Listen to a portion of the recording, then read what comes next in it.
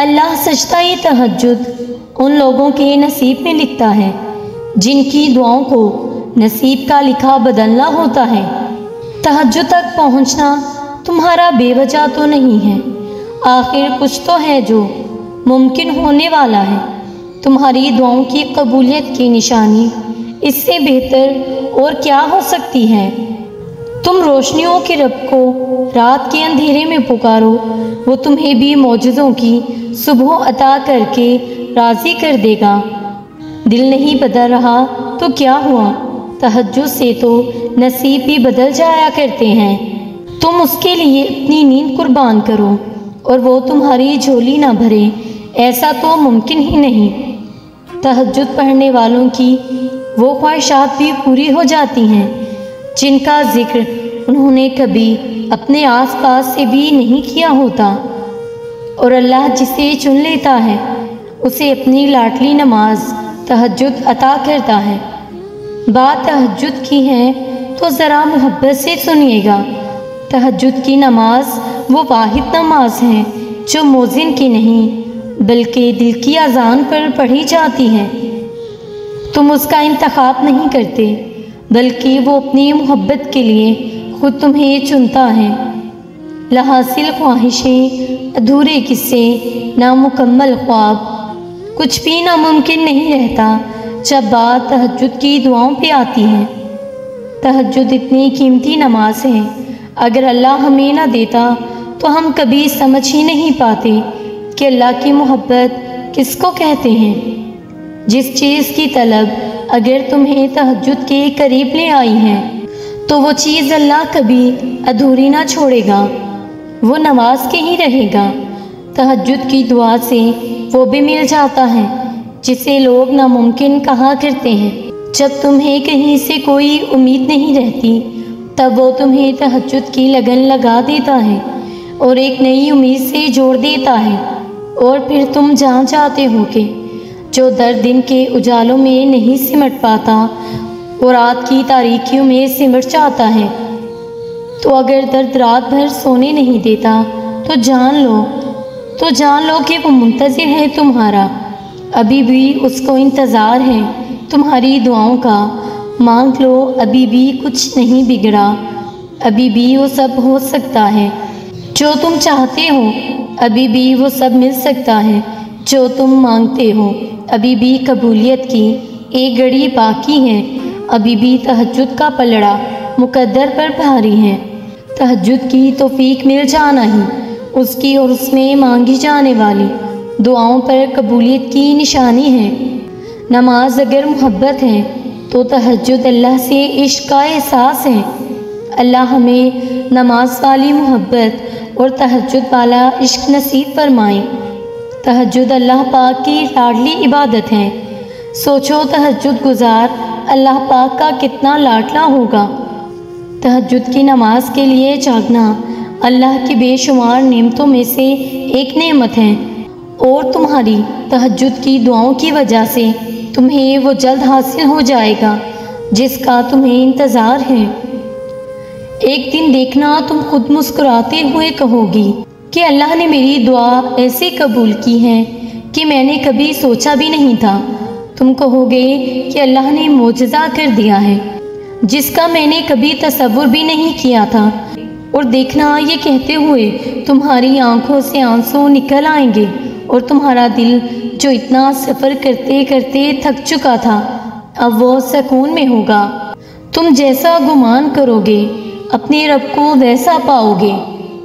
وہ اپنے بندے کی خاموش سسکی بھی سنتا ہے، وہ باتیں جو تم زبان پر نہیں لا پاتے وہ ان کو بھی سن کر قبول کرتا ہے۔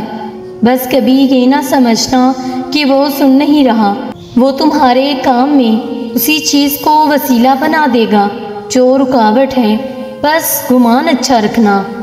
مانگنے کا حق اس نے تمہیں دیا ہے۔ جب اس نے سورہ آل عمران میں فرمایا ہے کہ دعا پہاڑوں کو بھی ان کی جگہ سے سرکا سکتی ہے تو قبولیت کا شک تو بنتا ہی نہیں۔ اللہ نے دعا کے ذریعے تمہیں مقدر لکھنے کا حق دے دیا ہے۔ چاہو تو دعائیں تقدیر کے رخ موڑ دیے جاتے ہیں، تم خالی ہاتھ کبھی نہیں لوٹائے جاتے، بلکہ تمہاری تڑپ اور تمہارا یقین تمہیں ان کی منزل تک لے کے جاتے ہیں۔ ایسے جہاں صرف معجزے ہوتے ہیں۔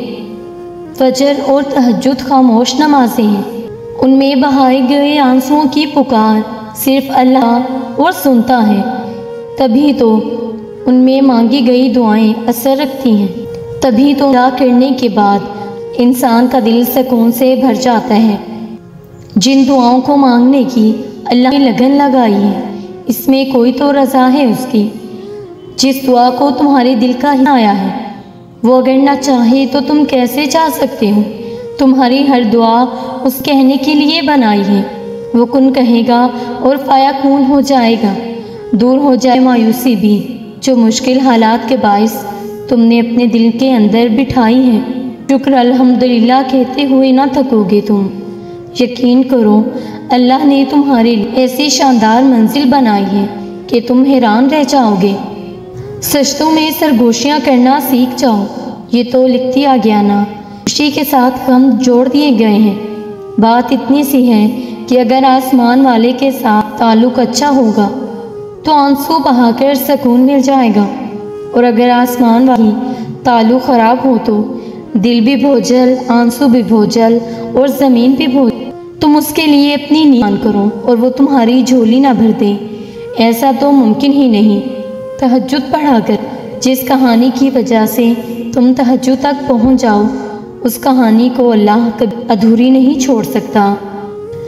آزمائش تب شروع ہوتی ہے جب چیز جان سے زیادہ پیاری ہو جاتی ہے، جب اس چیز سے خود سے بھی زیادہ محبت ہی ہے، پھر اللہ اس محبت کا امتحان لیتا ہے۔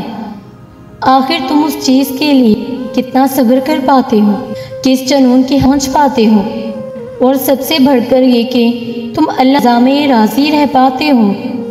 اللہ کو تمہاری عبادتوں کی ضرورت نہیں ہے، اس کی عبادت کے لیے سارا جہاں ہے، وہ تو بس تم سے محبت چاہتا ہے۔ آؤ پھر جس محبت کا وہ حقدار ہے تم اسے دے پاؤ گے۔ آج تو مختصر سی ہوتی ہے، پھر وہ ہر چیز دگنی کر کے واپس کر دیتا ہے، مگر بات سمجھنے میں بہت دیر لگاتے ہو، تبھی تو تم اکثر بے سکون ہو۔ امتحان تو تبھی ختم ہوتا ہے جب تم آگے بڑھنا سیکھ جاتے ہو۔ اللہ جسے چاہے اپنی محبت کے لیے چن لیتا ہے، پھر اسے تہجد کی دا ہے، اور پتہ ہے اللہ کے سامنے تہجد میں بہانے والے آنسو اللہ کو بہت پسند ہیں۔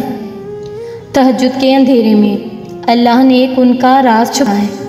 آدھی رات کو کیا گیا سجدہ قبولیت کے امکانات بڑھا دیتا ہے جو مقدر میں نہیں۔ تہجد وہ دعا بھی عرش سے قبول کروا لاتی ہے۔ رات میں اللہ کو لگائی ہوئی پکار سیدھا عرش پر اللہ کے پاس پہنچ آتی ہے۔ قرآن دعا، آنکھ سے بہنے والا آنسو، براہ راست اللہ سے باتیں کرتا ہے۔ جب بات تہجد تک پہنچ جاتی ہے، پھر کہانی بھی حقیقت بن جاتی ہے۔ پورے یقین سے مانگو۔ وقت تہجد پھیلائی گئی جھولی کو ان سے سجا کر واپس لوٹاتا ہے۔